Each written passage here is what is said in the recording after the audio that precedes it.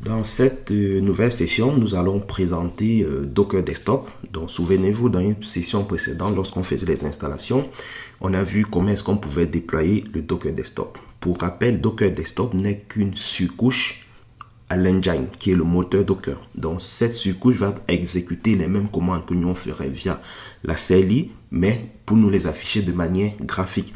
Donc, c'est pour cela qu'il vous suffit de cliquer sur Container pour voir tous les conteneurs qui sont déployés sur votre moteur Docker, de cliquer sur Image pour voir toutes vos images, de cliquer sur Volume pour voir vos volumes qui ont été créés. Donc, si vous lancez une commande via la CLI, vous les retrouverez instantanément dans le Docker Desktop. Donc, c'est ça l'intérêt du Docker Desktop, c'est avoir une gestion plutôt visuelle au lieu d'avoir une gestion plutôt CLI. Ce qui peut être intéressant lorsque vous commencez à multiplier. Nous, on est sur une infra de test. On a 1, 2, 3 conteneurs. Mais en entreprise, vous aurez énormément de conteneurs, d'où l'intérêt d'avoir plutôt une gestion visuelle de vos conteneurs. Donc, on le verra plus tard.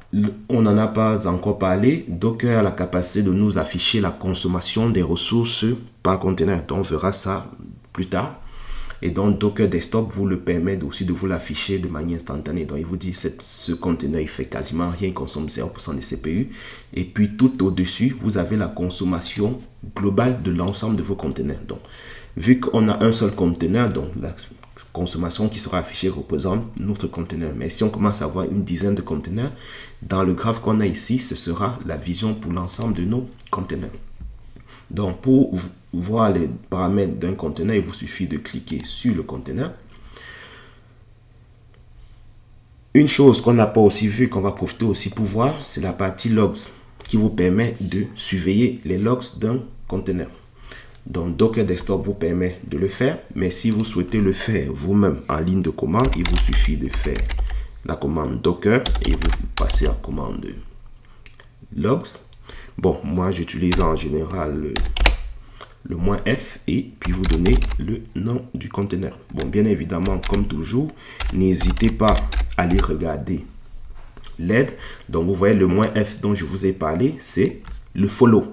Donc, le follow, ça veut dire que vous demandez à Docker que dès qu'il y a une nouvelle ligne de logs, elle s'affiche. C'est un peu un équivalent lorsque vous utilisez la commande de tel et que vous utilisez l'option -f. Donc là, le tel va suivre votre fichier en continu. Et donc, c'est la même chose qui est fait ici.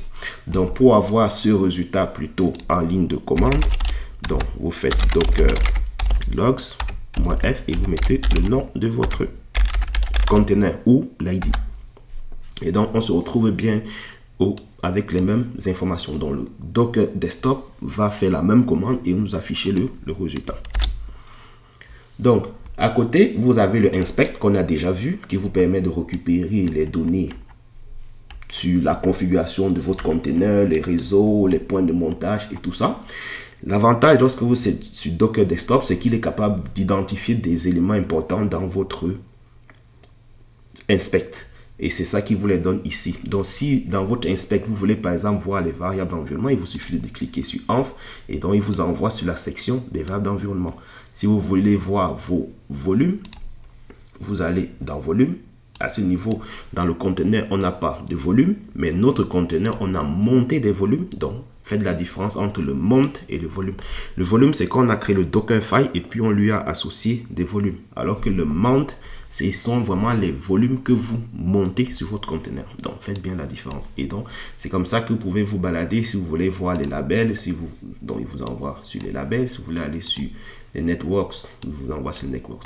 Donc, on avait aussi vu comment est-ce qu'on pouvait récupérer le inspect en ligne de commande. On ne va pas revenir. Donc, vous avez les bind mount. Donc, comme je l'ai dit, on n'a pas de volume qui sont montés en petit bind mount.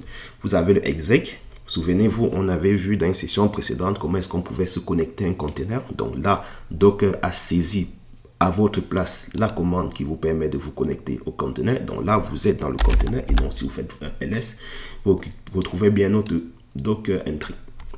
Donc, c'est les commandes qu'on a vues que Docker Desktop les reproduit pour simuler le même fonctionnement.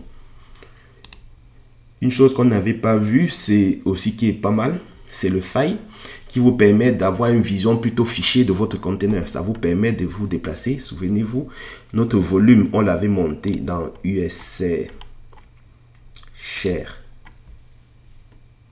Nginx et on l'a monté dans HTML. Et vous voyez quand vous arrivez là-dessus, Docker vous dit, ah, faites attention, il y a un volume qui a été monté ici. Et donc, de manière visuelle, vous pouvez faire le contrôle de votre configuration. Il vous dit, HTML, c'est désormais un volume. Et donc, tout ce que vous avez à l'intérieur sont des éléments de volume. Donc, c'est comme ça que Docker vous permet d'avoir les données. Vous avez l'option Stat, qu'on verra plus tard lorsqu'on va commencer à introduire la partie observabilité au niveau de vos conteneurs. Parce que, comme on l'a dit, lorsqu'on vous sera en entreprise, vous n'aurez plus un, deux conteneurs, vous aurez des dizaines et des centaines de conteneurs. Et donc, il faut être capable de surveiller la consommation CPU et RAM de tous vos conteneurs. Et c'est ça qu'on verra dans la section introduction à l'observabilité dans Docker. Mais déjà, sans même aller à ce niveau, Docker vous donne des commandes qui vous permettent de suivre vos stats de manière unitaire. Et donc, bien évidemment, vous avez des options qui vous permettent d'arrêter et puis, bien évidemment, de supprimer. Et vous avez plus d'options à ce niveau. Une chose qui est possible lorsque vous travaillez avec le Docker Desktop, c'est que vous pouvez supprimer directement un conteneur. Donc, si je clique ici, il me demande que est-ce que je confirme. Là, le conteneur est supprimé. Mais lorsqu'on avait vu en ligne de commande, je vous avais dit, on ne peut pas supprimer un conteneur qui est démarré. Il faut d'abord l'arrêter. Donc ça, c'est aussi les abstractions que Docker Desktop fait à votre place. Donc pour lui, quand vous lui dites de supprimer un conteneur, il va déjà se dire, est-ce que le conteneur est démarré? S'il est démarré, je le stoppe et ensuite je le supprime. Donc c'est les abstractions que Docker Desktop va faire pour vous. Bon, maintenant, on a vu comment est-ce que Docker pouvait gérer les images, gérer les volumes. Et donc, quand vous allez dans les volumes, ici, vous avez le status. Bon, j'ai supprimé le conteneur, mais il y avait la notion en utilisation. Ça vous permet de connaître, comme je vous ai parlé à la commande Docker prune, de savoir si ce volume ou ce conteneur, cette image est utilisée. Vous avez une notion in use qui sera affichée ici. Bon, vu qu'on a supprimé le conteneur, l'instruction n'est plus. Donc, ce qu'on va faire, on va commencer à travailler avec Docker Scope. Donc, vous allez dans les options, vous pouvez faire voir les packages CVE. Voir les failles CVE, pardon. Et donc, Docker vous donne une vision maintenant plutôt image de votre conteneur. Et donc, ici, Docker, ce qu'il fait, c'est qu'il vous dit, voici la hiérarchie de votre conteneur. Donc, il vous dit, vous êtes en train d'utiliser l'image Nginx dans sa version latest. Mais cette Nginx dans la version latest, comme hiérarchie, avait fait appel à un conteneur de type Debian Slim. Donc, si vous avez vous avez imbriqué des images dans des images, vous verrez l'ensemble des images qui sont imbriquées à ce niveau. Donc, ça, c'est comme ça qu'on parle d'hiérarchie au niveau Docker. Et donc, maintenant, quand vous prenez vos couches, donc lorsque vous cliquez, vous voyez les flèches disparaissent. Ça vous permet de savoir quelle hiérarchie m'apporte quel élément, parce que à ce niveau vous avez l'ensemble des couches de votre conteneur. Et donc quand je clique sur Nginx, il me dit Nginx m'apporte les éléments à partir de ceux qui sont en gris, alors que ceux qui sont en grisé sont apportés plutôt par l'autre image qui est Debian 12 Slim. Et donc c'est comme ça qu'on fait l'analyse d'une hiérarchie. Et donc en bas vous avez l'ensemble des couches de notre image qui en a 16. Et donc, sur ces 16, il y a 2 qui appartiennent à cette image et puis il y en a 14 qui appartiennent à cette autre image. Ça, c'est le premier élément pour analyser votre image. Donc, d'un coup d'œil, vous avez l'organisation en termes de couches. Mais on a dit qu'on venait voir le concept de failles CVE. Donc, les failles CVE, qu'est-ce que c'est? C'est des failles qui sont publiées et qui vont être rattachées à des packages. Donc, déjà, quand vous regardez la couche, par exemple la couche 8, déjà d'un coup d'œil, Docker vous le signale en vert pour dire qu'en termes de failles de sécurité, il est conforme aux failles CVE. Et donc, on se rend donc compte qu'il y en a qui sont en orange, donc c'est des warnings. Donc, Docker vous dit, c'est une faille, mais c'est pas très grave. Par contre, vous avez les failles qui vont plutôt être de type critical, donc qui vont être en rouge. Donc Docker vous dit attention, ça peut représenter une faille. Donc c'est ce qu'on va aller faire. Donc lorsque vous cliquez sur votre élément, Docker va vous donner la composition et donc il vous identifie que cet élément a une faille critique. Et donc à partir d'ici, Docker vous donne l'identifiant CVE de votre faille. Et donc, vous pouvez aller dans les détails et regarder la composition. Vous avez bien évidemment la description de la faille, mais ce n'est pas forcément la description de la faille parce qu'il faut garder à l'esprit que vous êtes des DevOps ou bien vous êtes des ingénieurs système.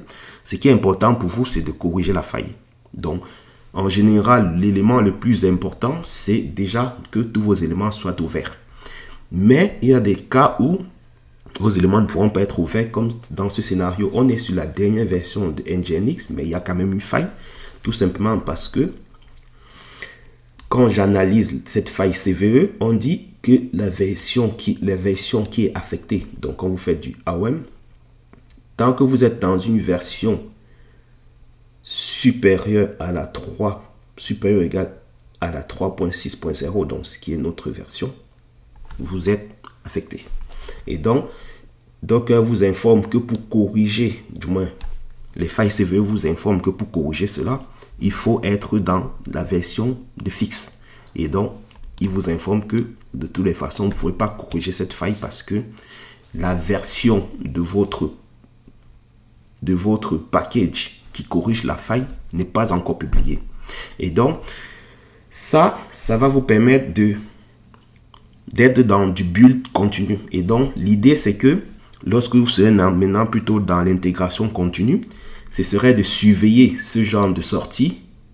Et dès que dans le champ fixe version, vous avez déjà une version qui est publiée, donc ce n'est plus not yet available, en ce moment, il faudrait que votre chaîne CI/CD déclenche le rebuild de l'image. Et c'est comme ça que on assure de manière continue la sécurité des images.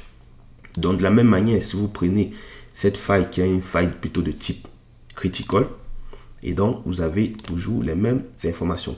Donc malheureusement pour notre image, on ne peut rien faire tout simplement parce que le package qui est utilisé est un package qui n'a pas encore été publié.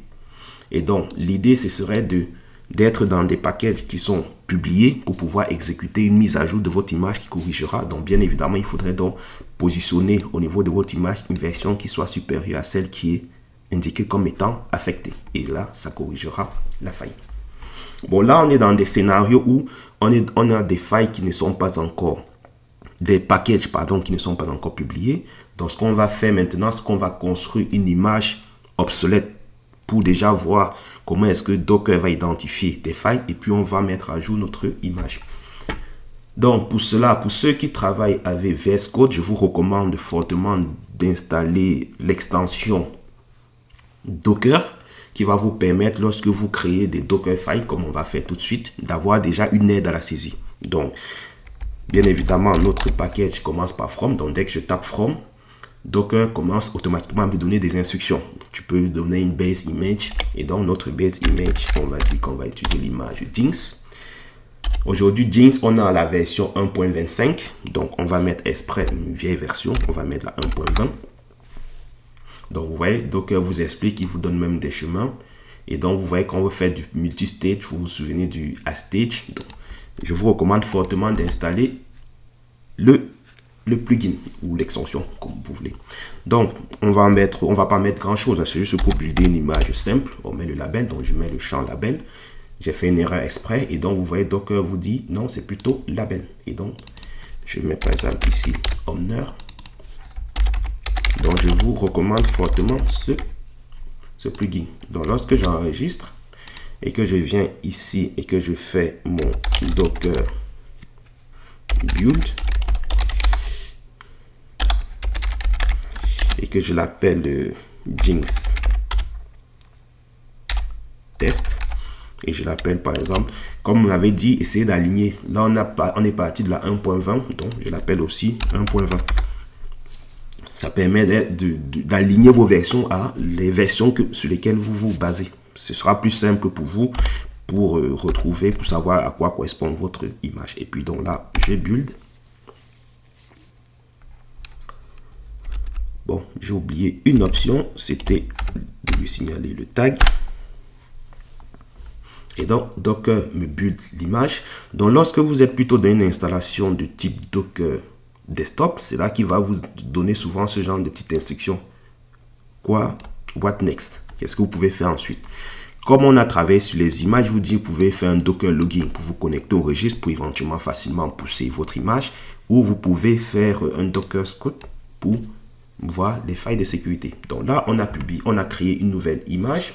Et donc, si on va dans les images, on a donc notre image qu'on a créée là et qui est en version 1.20. Donc, si on retourne pour voir les failles à ce niveau, et donc, vous voyez par rapport à notre image précédente, bien évidemment, à ce niveau, on était en warning. Là, on est passé en critical parce que on a beaucoup plus de failles. Tout à l'heure, je veux aussi parler lorsque vous imbriquez les images. Donc là, on a fait une nouvelle imbrication. C'est pour cela que Docker nous dit en termes d'hierarchie. Donc maintenant, on a 3. Donc c'est comme ça que Docker vous construit votre hiérarchie. Et donc vous voyez, désormais, si je prends donc cette faille, la faille qu'on avait, donc vous voyez désormais, on en a même beaucoup plus. Donc, si je prends celle-ci et que je déroule au niveau de la faille CVE, si vous voulez plus d'informations sur la faille CVE, vous pouvez aller cliquer sur le lien. Et donc, désormais, on a bien une version qui fixe cette erreur. Et donc, si on rebuild notre image en lui poussant une version qui est supérieure à celle-ci, Docker nous informe que la faille sera corrigée. Et donc, pour cela, je décide donc de retourner sur une version 1.25. Et donc, en termes de vulnérabilité, donc ça, j'en ai pas parlé, on a là un onglet vulnérabilité dans lequel Docker vous dit, en termes de vulnérabilité, vous avez 110. Dans votre image, vous avez 78 paquets. Et en termes de commandes, voilà les commandes que j'ai identifiées dans votre paquet. Donc, on va voir si en rebuildant notre image en 1.25, on réduit le nombre de failles de vulnérabilité. Donc, j'enregistre le nouveau. Et je refais ma commande en lui disant, cette fois-ci, j'ai buildé la 1.25. Et donc, si je retourne dans mes images, donc désormais, j'ai la Jinx Test 1.20, 1.25. Donc, c'est celle-ci qui nous intéresse. Et donc, Docker refait une nouvelle analyse. Et donc là, vous voyez, on est passé de 110 à 42 vulnérabilités. Et donc, c'est comme ça que ces genres de process, vous devrez l'intégrer dans une chaîne CI/CD et elle va builder en continu dès qu'elle identifiera qu'il y a une faille pour laquelle une fixe version est disponible. Et donc, c'est comme ça que dans les entreprises, on va plutôt mettre des process où on va builder pour réduire les risques au niveau sécurité. Donc, ça, c'était lorsque vous voulez travailler avec Docker. Et donc, ici, Docker vous donne les éléments pour manipuler votre engine. Donc, c'est bien marqué Engine Running. Et donc, vous pouvez le démarrer, vous pouvez le mettre en pause, vous pouvez l'arrêter. Et bien évidemment, vous pouvez avoir d'autres options. Ici, Docker vous met un raccourci pour vous connecter. Donc, c'est le même. En cliquant ici, vous ferez la même chose que on a fait en faisant un Docker login. Et donc, ça vous permet que si vous êtes connecté, il vous suffit donc de sélectionner une image et désormais, si vous vous connectez, vous aurez désormais plutôt un bouton push vers le Docker Hub. Donc, bien évidemment, au lieu de vous connecter sur le Docker Hub, si vous vous connectez sur votre registry privé, vous aurez donc la configuration qu'il faut faire. Mais souvenez-vous, nous, lorsqu'on poussait vers le registre, on donnait le serveur, mais on verra aussi que au lieu d'être dans cette configuration où à chaque fois vous devez rajouter au-dessus de votre repo, on va voir comment est-ce qu'on peut modifier la configuration de Docker pour lui dire désormais ton registre par défaut, c'est plutôt notre registre privé. Parce que pour l'instant, ce qu'on avait fait, c'était de lui dire au moment où on pousse l'image, on mettait le chemin du registre privé. Et donc, il savait qu'il devait l'envoyer là-bas. On va voir comment, dans une autre session, comment est-ce qu'on peut setter le registre privé dans la config pour ne plus avoir à répéter ce nom. Parce que bien évidemment, on avait vu lorsqu'on a construit l'image, on avait l'URL qui se retrouvait dans nos images. Ça fait une URL, une config qui va être longue. Alors qu'on sait que toutes nos images ont la même. Et donc, dans ce genre de scénario, il faut plutôt modifier la config de votre moteur Docker pour lui dire de ne plus utiliser le Docker Hub, mais de plutôt se connecter au registre privé. Donc, c'est comme ça qu'on manipule Docker Desktop. Et donc, si vous vous connectez, bien évidemment, vous aurez aussi le bouton qui vous affichera ici que vous êtes connecté. Et puis, vous pourrez faire des push un peu plus facilement. Une chose aussi qui est importante, vous avez le Learning Center, qui peut aussi être intéressant. Lorsque vous cliquez dessus, ça vous envoie sur des docs bien dédiés. Si vous faites du Go, il vous donnera les premiers éléments pour partir sur du Go. Mais on va un peu voir plutôt un élément qui est aussi très intéressant, qui sont les extensions. Donc si je cherche par exemple Grafana, donc vous voyez en termes d'extension, il y a une extension Grafana. Donc si vous avez par exemple une souscription sur Grafana Cloud, vous pouvez installer cette extension et donc les métriques, comme je vous ai parlé de pouvoir surveiller votre instance, pourront directement être envoyées vers Grafana Cloud.